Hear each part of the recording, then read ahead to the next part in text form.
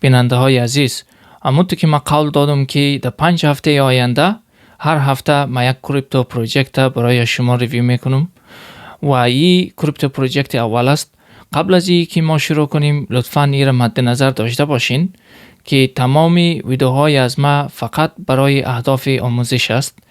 و هیچ وقت به عنوان مشوره مالی نیست. ما یک عبارت داریم در دنیای کریپتوکارنسی که میگه که do your own research، یا در فارسی میشه که تحقیق خودتان را خودتان انجام بدین. این کریپتو پروژکتی که ما ریویو میکنم است Hedera Hashgraph Distributed Ledger و تکنیکلی این یک بلاکچین نیست، به خاطر از این که این هاشگراف کنسنسوس مکانیزمی از این که است فرق میکنه با کریپتو پروژکت های دیگه مثل سولانا و سوی و غیره. و هدیرا هاشگراف نام توکنش است هج-بار و هج-بار استفاده میشه برای استیکینگ، چون این کنسنسوس مکانیزمی پروف اف استیک استفاده میکنه و همچنین توکن از استفاده میشه برای پرداخت کردن گاز فیس، برای پردازش اسمارت کنترکت داخل از این سیستم و همچنین برای مثلا انتقال دادن کریپتو اسید مثل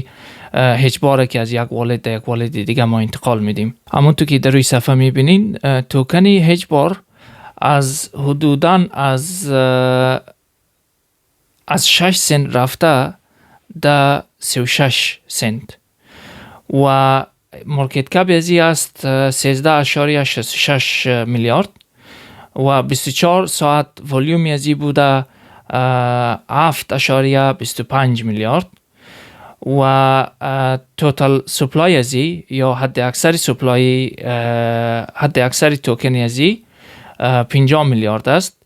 که از او 50 میلیارد 38.20 میلیارد چی در حال حاضر در گردش است. و همونطور که در صفحه میبینین اکثریتی اکسچنج ها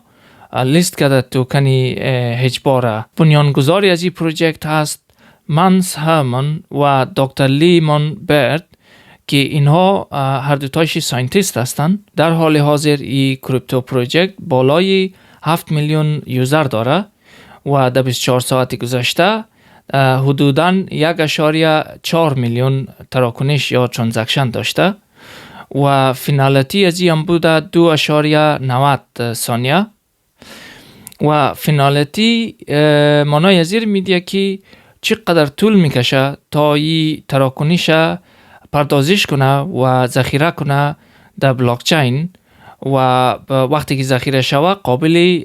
ریورس یا قابل برگشت نباشه. و گاز فیز از این کریپتو پروژکت هم که است خیلی پایینه.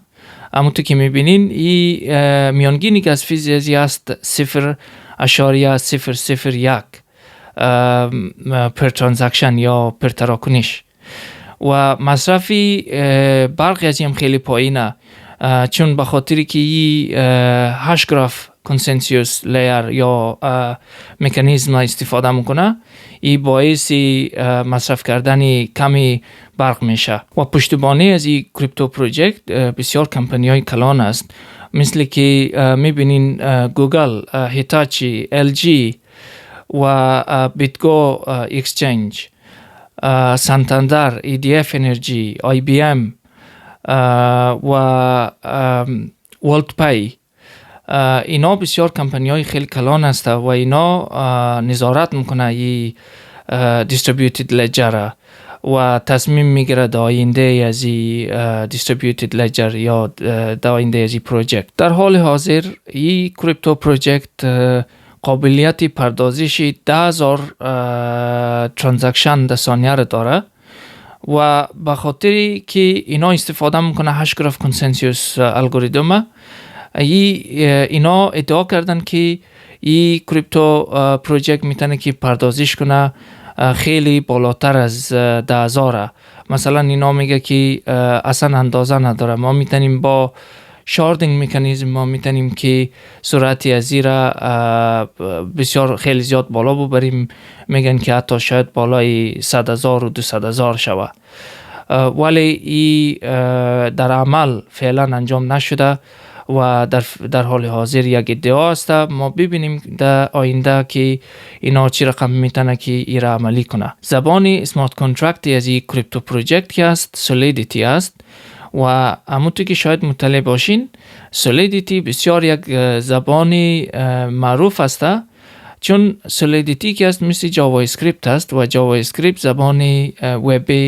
وب 2.0 یا زبان وبسایتی که در حال حاضر ما استفاده میکنیم است و مردم بسیار زیاد آشنایی داره قد از پروگرامینگ لنگویج و وقتی که مردم آشنایی داشته باشه اونا میتونه که بدون از اینکه یک زبان دیگر یاد بگیره اونا میتونه که به اسمارت کانترکت خوره نوشته کنه و دیسنترالایز اپلیکیشن خوره دیپلوی کنه یا جاگزین کنه. و زبان سولیدیتی که از زبان اسمارت کانترکت بلاکچین ایتریوم است و مشتریای ایتریوم میتونه که بیا و بلاکچین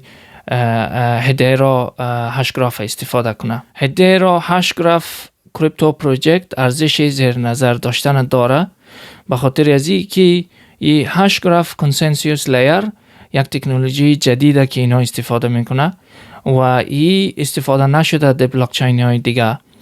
و همچنین زبان برنامه نویسی از این که هست زبانی است که مردم زیاد با از این زبان آشنا است و تیمی که پشتیبانی از این میکنه کمپانی های خیلی بزرگ است، همونطور که دیدین مثل باوینگ و مثل سانتاندر بانک و تیم موبایل و گوگل و بیتگیت و کمپانی های بزرگ است. تنها چیزی که من درباره از این کریپتو پروژکت پیدا کردم که قابل بحث است این است که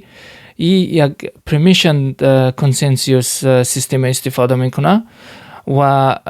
پرمیشن لس سیستم مثل سیستم های سولانا، سوی و اتریوم استفاده نمیکنه. و فرق بین پرمیشن سیستم و پرمیشن لس ای است که در سیستم پرمیشن فقط او کمپانی هایی که نظارت میکنه در روی از کریپتو پروژکت میتونه که ولیدیتر شوه و در کریپتو پروژکت هدرا هاشگراف این کمپانی های کلان مثل گوگل، آی بی ام و باوینگ و غیره فقط میتونه که ولیدیتر شوه و این خوبی خودم داره و بدی خودم داره. خوبیش این است که کمپانی های کلان مثل گوگل، آی بی ام وقتی که ولیدیتر شوه اینا بسیار اعتباری است و کدام مشکلی ایجاد نمیکنه در آینده. و بدیش این است که به خاطری که چند تا کمپانی های کلان کنترل داره در روی ازی و این علیه اصول اصلی یک دیسنترالایز سیستم است و این مانع استفاده کردن از این کریپتو پروژکت برای بعضی افرادها میشه. من فکر میکنم که این کریپتو پروژکت بسیار مناسبه برای کمپانی های کلان و دولت ها، خصوصا اگر که کشورها و یا بانک های مرکزی از این استفاده کنه برای جاگزین کردن CBDC یا دیجیتال کارنسی. ای میتونه که قیمت از این خیلی ببره بالا و همچنین اگر که کمپانی های کلان شروع کنه استفاده کردن از این میتونه که قیمت از این ببره بالا. خدا کنه که شما از این ویدیو استفاده کرده باشین. لطفاً فراموش نکنید که شیر، لایک و سابسکرایب کنید تا از ویدیوهای آینده هم استفاده کنید و دیگرها هم استفاده کنه.